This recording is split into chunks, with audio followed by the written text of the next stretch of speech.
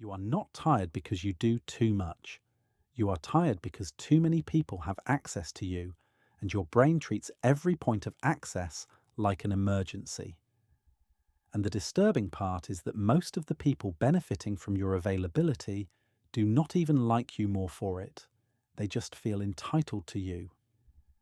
Quick thing before I pull this apart. We are building toward 1,000 subscribers, and if you subscribe, you genuinely help this channel reach people who want psychology that actually changes how they see things. And if this hits a nerve, tap like too.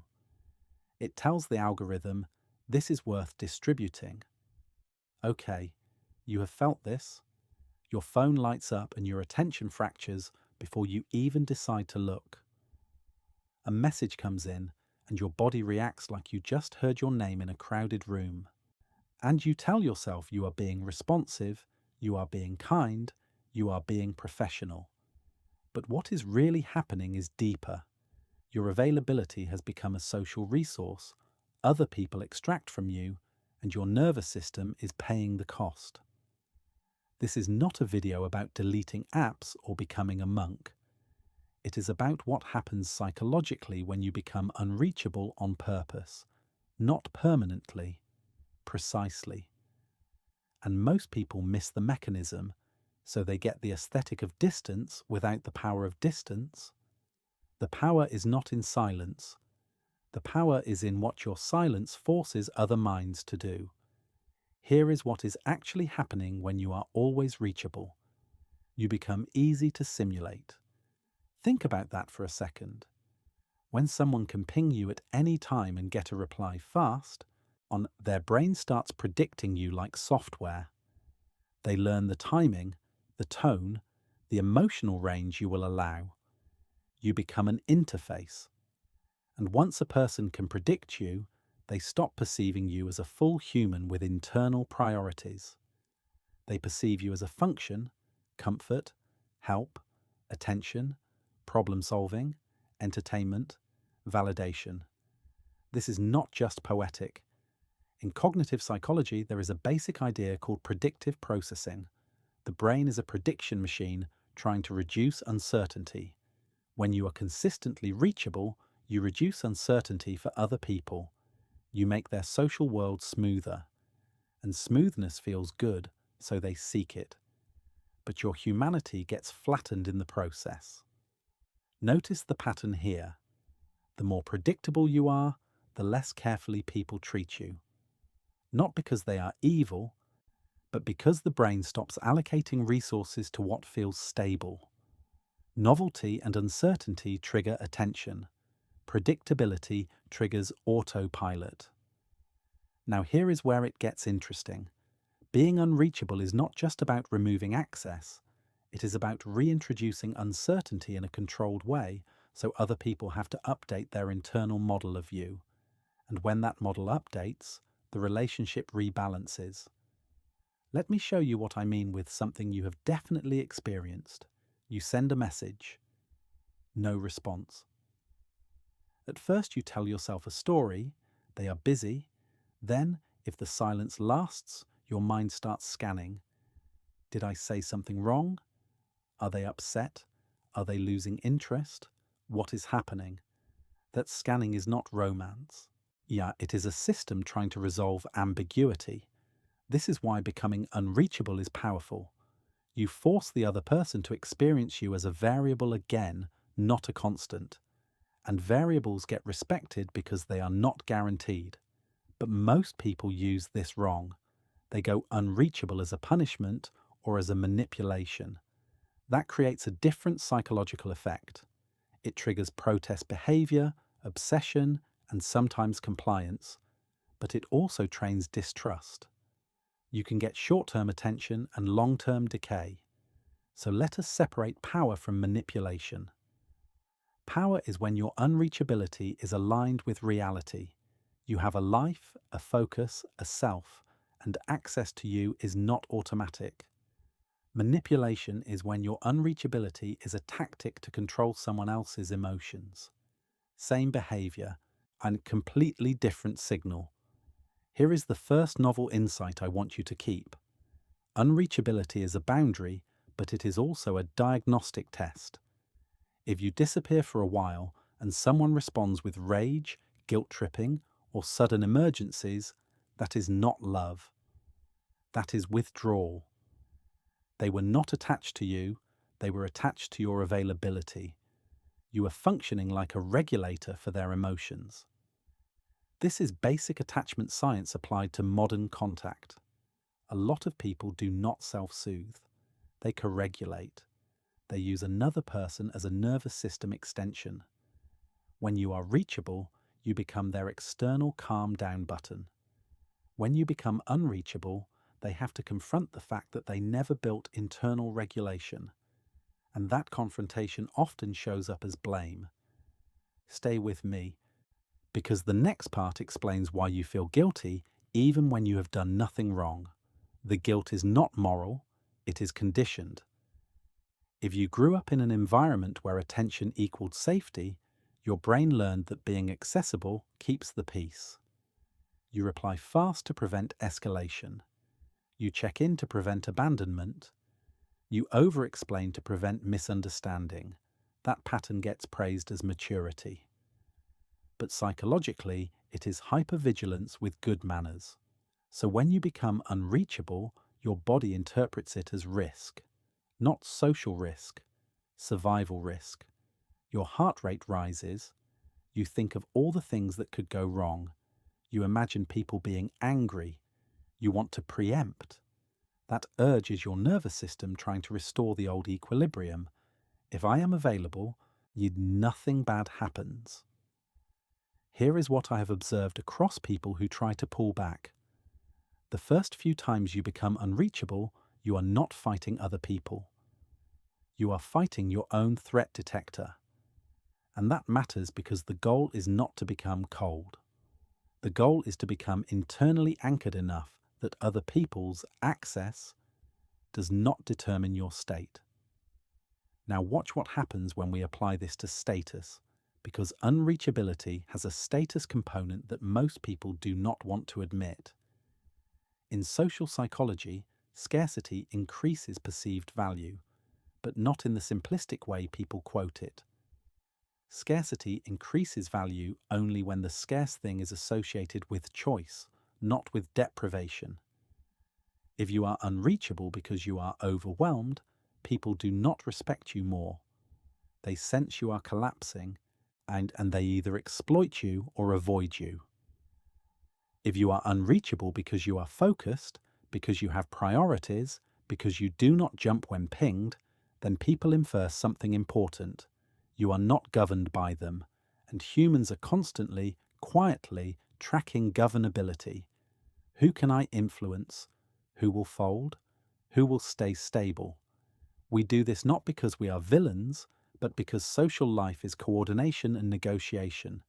Your responsiveness is information. Here is the second novel insight. Being reachable too fast makes you appear more governable than you actually are, and people unconsciously treat you accordingly. You have seen this at work. The person who answers instantly gets more tasks. The person who is always there becomes the default emotional dumping ground. The person who is constantly responsive gets negotiated down because their behavior signals they need approval. Again, not because people consciously think this, but because your pattern teaches them what you tolerate. Unreachability disrupts that training, but there is a catch, and it is a big one. If you become unreachable without changing your internal contract, you will come back and overcompensate. You will apologize. You will explain. You will provide a paragraph to justify a boundary that did not need justification, and the apology erases the boundary. So the mechanism behind real unreachability is not the absence of response. It is the absence of pleading. Now let me go one level deeper, because this is where most advice fails. People think unreachability is a communication strategy. It is not. It is an attention architecture. Your attention is a limited resource, but it is also a signal to your own brain about what matters. Every time you break your focus to respond, You are teaching your mind that other people's demands outrank your chosen priorities. Over time, your motivation system adapts. This connects to reinforcement learning. If your day is structured by pings, your brain starts craving pings. You get intermittent reinforcement, the same schedule that makes slot machines addictive. Sometimes the message is important. Sometimes it is meaningless. Sometimes it is praise. Sometimes it is conflict. Unpredictable rewards create compulsive checking, and then you call it staying on top of things. So when you decide to become unreachable, you are not just changing how others treat you. You are breaking a behavioral addiction loop inside your own brain. If you have ever gone 15 minutes without checking your phone and felt a weird restlessness, that is not you being weak.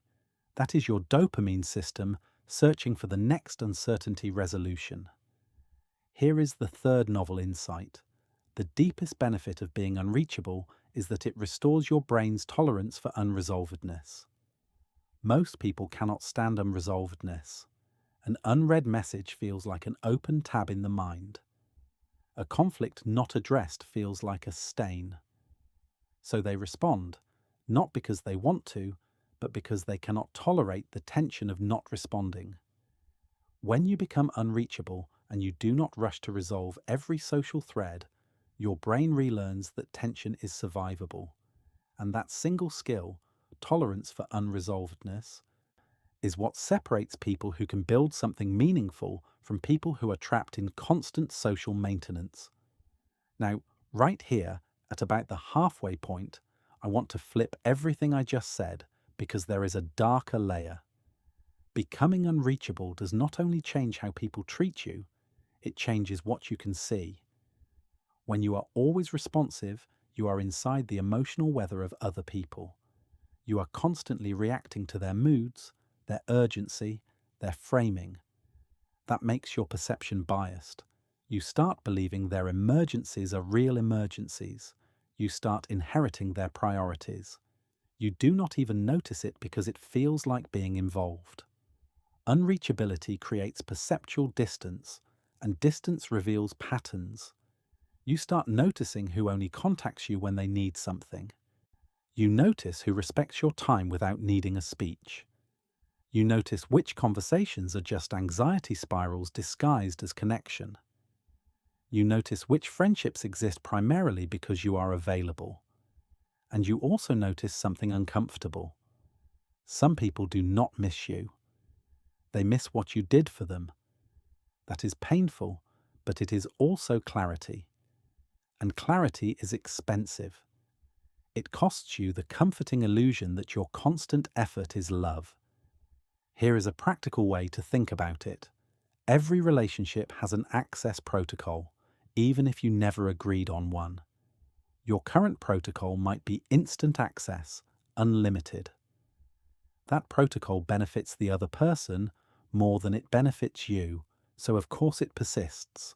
Systems persist when they reward someone.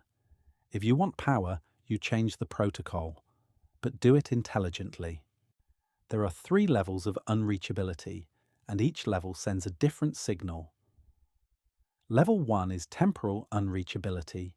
You answer, but on your schedule. This is the simplest, and for most adults it is the healthiest. You build response windows: morning, afternoon, evening. You stop treating messages like alarms. The signal is, I am consistent, but I am not immediate. Level 2 is contextual unreachability. You are reachable for some topics, not others. You do not become a 24-hour therapist. You do not do crisis management for problems people refuse to solve. You respond to logistics, not to bait. The signal is, access to me requires coherence. Level 3 is relational unreachability. Certain people get less access because the relationship has proven it cannot handle more. Not with speeches, with behavior. The signal is, patterns have consequences. Now here is what makes this truly interesting. You do not even need to announce these changes. Announcements invite negotiation.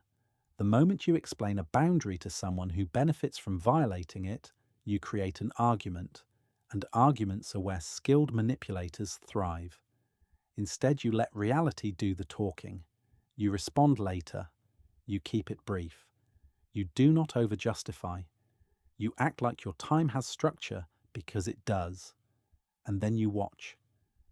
This is the diagnostic part again. Healthy people adapt. Controlling people escalate. Dependent people collapse. Opportunistic people disappear. That is information you cannot get when you are always available, because your availability covers for everyone's dysfunction.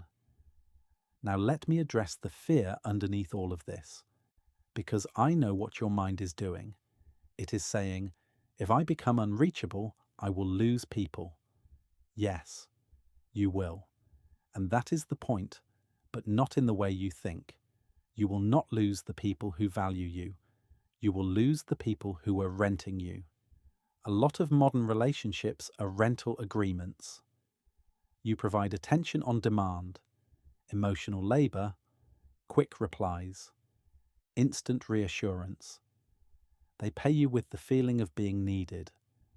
That feeling can be addictive, especially if you have ever felt invisible. Being needed feels like proof you matter. Unreachability breaks the rental agreement. And if the other person never wanted ownership, meaning real mutuality, they leave. Now here is the synthesis, the meta pattern that connects everything. Being unreachable is a way of reclaiming authorship. Authorship means your life is written from the inside, not edited from the outside. When you are reachable by default, your day becomes a document anyone can annotate. Their urgency becomes your schedule. Their feelings become your problem list. Their interpretations become your self-concept. You become a character in other people's stories. When you become unreachable, even in small ways, you force a reversion. People have to carry their own emotions longer. They have to make their own decisions.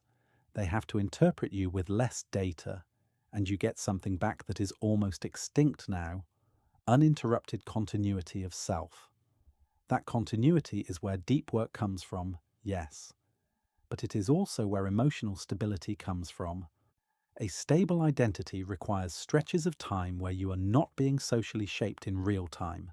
So here is a simple framework you can apply immediately. I call it the access triangle.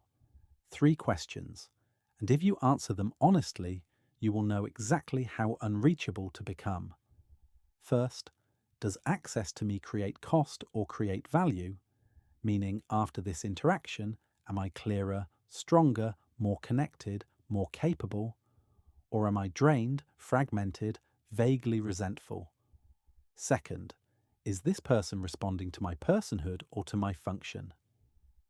Do they ask about your inner world, your goals, your experience?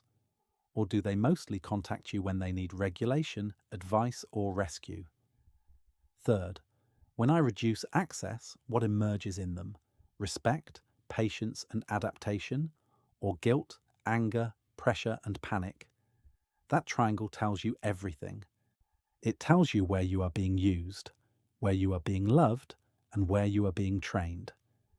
And one more thing, because this is the part people do not expect. When you become unreachable, you become more reachable to yourself. You start hearing your own thoughts again. You notice what you actually want before someone else's desire gets there first. You feel your own boredom, and boredom is not a problem. Boredom is the doorway to original thought. If you want a challenge for the next week, do not do anything dramatic. Just do one controlled experiment. Pick a 2-hour block each day where you are unreachable. No explanations, no pre-announcement. You just do not answer. And afterward, write down 2 things. What did you feel in your body, and what did other people do? You will learn more from that data than from any motivational quote you have ever saved. Because the truth is, being completely reachable looks like kindness, but it often functions like surrender. And being unreachable looks like distance, but it often functions like self-respect. So the question I want to leave you with is not, how do I get people to want me more? It is sharper than that. Who are you without instant access to you, and who are they? If this changed how you see your phone, your relationships, or your own guilt, I would actually like to hear what you noticed in the comments. And the next time you feel that itch to respond immediately, just pause and remember, your availability is not your personality, it is a policy, and you are allowed to rewrite it